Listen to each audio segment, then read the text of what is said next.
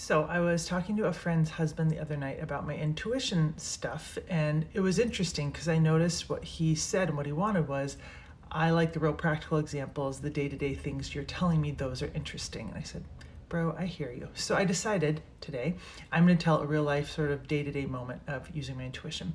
So I've been in basically a relationship that I found myself hiding this intuition part of myself a little too much, kind of not being myself in some ways, kind of bending a little too much, keeping a little bit quiet. And I found myself developing this pain in my hip.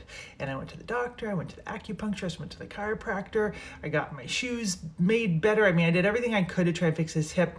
And I was trying to kind of talk to the hip, see what's going on. And I had a sense that it was partly the behavior of mine.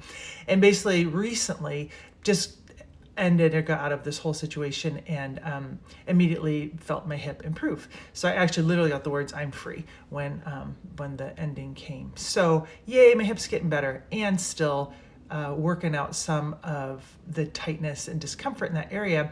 So last night I'm going to sleep and I roll over one way or the other, and my that area, kind of deep muscles in the left side on by the back, kind of fire, kind of like yow. I was like, geez, that really hurt. And it kind of scared me, because when you have pain, you get scared.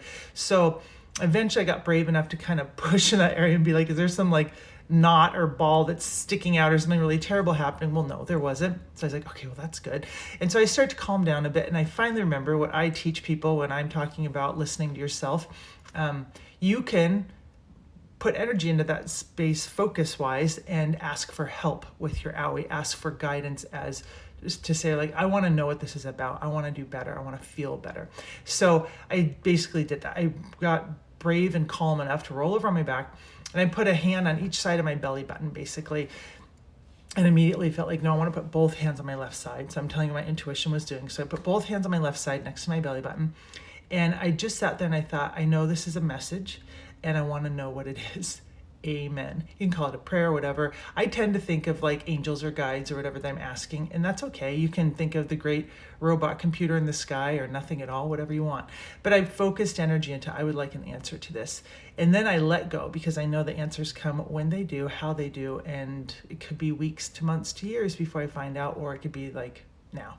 So I didn't get anything, but I'm going to tell you what I got. So in a minute, I'll do another video and tell you more about it.